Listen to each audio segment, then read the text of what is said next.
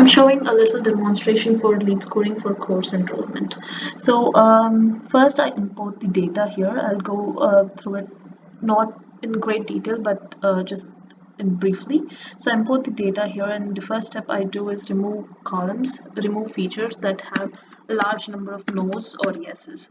For example, if you look at, I identified first all the character columns, and if you look at these, for example, this one, I'm sorry, I think I scrolled. This one has 9,240 no's. It has just no's as entries, and that is not going to do any good. That is not going to add any information to the model. So we remove all features that are so skewed. For example, this one, and so on. That's the first step I'm doing here.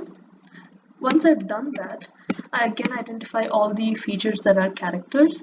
And here, what I'm doing is, if you look at these columns again. If you look at them again, there are for some of these features, if you see, there are no entries. There is no like value. So I'm making them unknown, and if there is select, I'm making them unknown. And if there's no entries for some of these rows, I'm just making them unknown. So that's the next basic step I'm doing right here. And once this is over, I go a little bit further down and combine all these sparse classes and make them one specific class. I'll explain to you what I mean. So if you look at this feature here, there are some entries that have only one. There are some variables. There are some features which only has one entry, and that's just noise again to your machine learning model. So I just combine everything that has less than frequency less than 50 into one variable called unknown.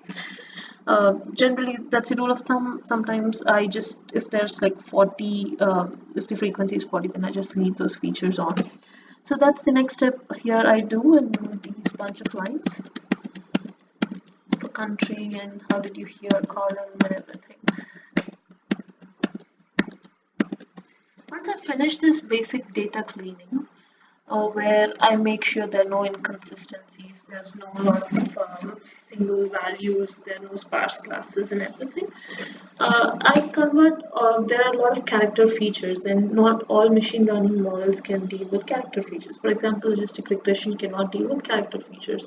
So I'm just assigning dummy variables to each of these, which is nothing but, for example, now let's take a look at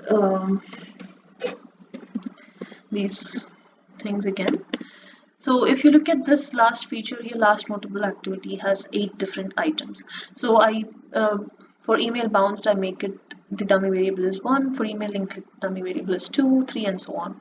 So I just make them factors, I just assign them a dummy variable which corresponds to values between 1 and how many other number of unique values are there for each feature. Once I've identified the dummy numbers, now I move on to the numeric features. So I want to know how many of these features have NAs. For example, asymmetric activity score and profile score have almost half of the entries are NAs. And you do not want to impute them because it's only going to skew the data, and we are going to learn nothing from this feature. So I end up removing them. That's the first step. And once I remove that, I also look at total visits and page views per visit. They have 136 NAs. Since it's a non-significant number, I just omit those NAs instead of computing them.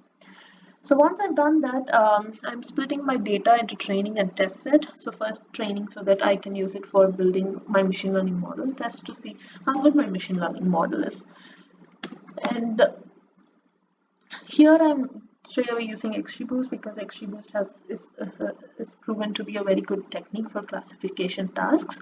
So I first send it to a function called, once I've cleaned my data, I send my clean data to a function called scoring and metric. So what happens in scoring and metric is it gives you a call, it calls this XGBoost XGBfunc2, where it builds it only uses the training data and it builds an XGBoost model and returns the XGBoost model as the output. So I get that in the first step here. Then I predict using this XGBoost model for all the entries in my data frame. Once I have that, I use another function called ROC stats, where it uses the function called ROC, where it basically builds an ROC curve. ROC curve is nothing but the curve between false positive rates and true positive rates. And I'm not going into great detail there right now, but This step is mainly used for identifying the best threshold. That is, XGBoost model only returns the probability of your class belonging to of your entry belonging to class 1. This was a probability that this person will convert or will enroll in the course. So, I mean, yeah, if it's a 95% probability, we would pursue them. If it's say 10% probably, we obviously wouldn't pursue them. But here I want to convert it to either 0 or 1 and see how good the model is, because I already have the converted column 0 or 1, and I want to compare my prediction with this converted column and see how good the model is. So what I'm doing is I'm using this ROC curve and finding my best threshold. And if the probability predicted by XGBoost is greater than this best threshold value, then I say this person has converted. That is, this person finally enrolled in the course. If it's less than the best threshold value, he or she has not enrolled in the course. So that's what scoring and metrics does, and it returns the final data frame which contains this prediction, and also class metrics, where class metrics again goes into another function called classifier metrics, where I calculate accuracy, Jaccard value, and F1 value. Or I'm not going into detail explaining about all these, but I'll just tell you, these higher the number for these values, better your model is, more accurate your model is, more desirable your model is. So once I have all these, I'm returning them as a list. I'm unpacking this list, and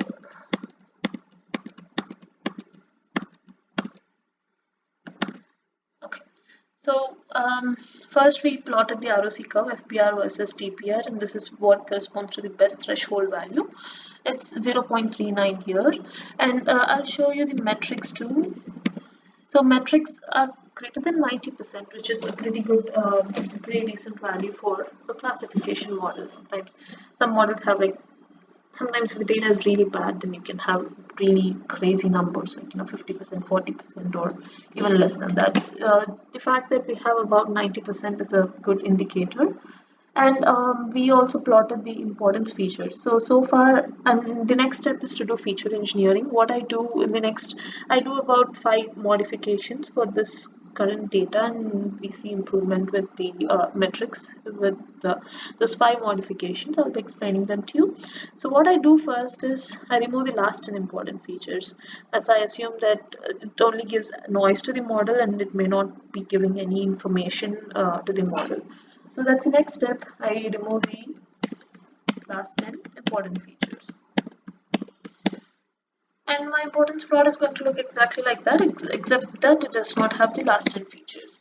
So my metrics have improved very moderately, but they have improved. But my feature engineering does not end here. We see almost 1% improvement in the model accuracy.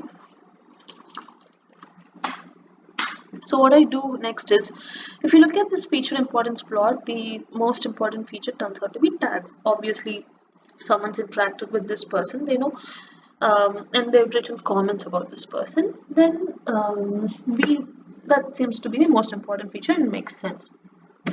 So what I'm doing is I'm going to tags has about 14 unique values. The tags feature has about 14 unique values, and I'm going to put all these 14 features, 14 unique values into different groups. So how am I doing that?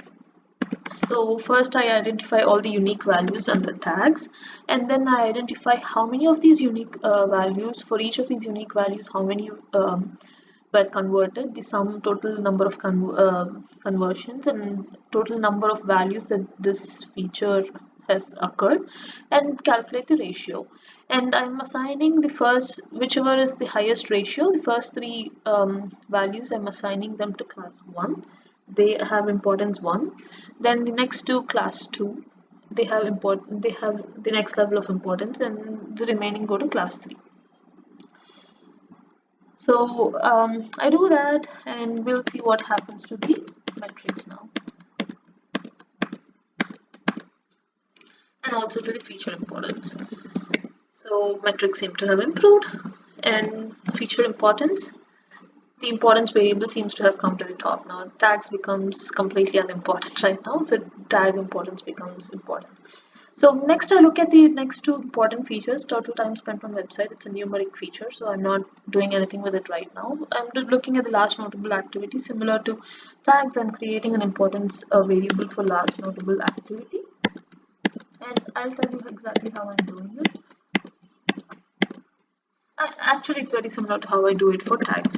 Here, instead of ordering it by ratio, I'm ordering it by the total number of conversions. And how does the importance? Sorry, I typed. So now, if you look at LNA importance, it's one of the last features, but it definitely adds information to your model. That's why it does not add a lot of information. That's why your model metrics are still the same. However, next we create the LNA tag importance interaction feature. So all I'm doing is just multiplying these two values, and obviously if the last notable activity and tags, if both of them are important, there's very high chance that this lead eventually will convert. All I'm doing is just multiplying there, no rocket science there, and the metrics, they definitely have improved a little bit. I mean, it's not a huge improvement, but it's definitely a little bit of improvement. Finally, the next important feature that I've been ignoring till now is total time spent on website. So what I'm doing here is I'm dividing this with the LNA tag importance feature. So if LNA tag is a small value um, and this person has not converted in spite of spending say 1400 minutes. So 1400 divided by 8, for example, if that's your LNA tag value, it will become a small number as opposed to someone who spent 1400 minutes and LNA tag importance value is 1, then this person has converted. So that seemed like a logical feature for me to add. And let's see what the metrics look like. So there's an improvement. We started with raw features around 91.6% and this has gone to 92.4%. So I'd say about 1% improvement. It's still a good number. If you have 10,000 entries, 1% improvement implies that we have 100 more right answers. We have 100 more right answers. So finally, I'm just plotting all the metrics, and so if you look at this, with each feature engineering step, the metrics only seem to keep increasing. And this is the, sorry, it's loading, I'm sorry. Okay, this is the feature importance for each feature engineering step. So this is the demonstration I have. When we have the real estate data, we will do similar cleaning, similar model building, similar feature engineering, or something similar. Not exactly the same, but something similar. So if you have any questions, please don't hesitate to send me an email or ask me over the next call we have. I hope you liked it, and please leave a feedback with Slava or whatever is the best method so that I can find out. Thank you.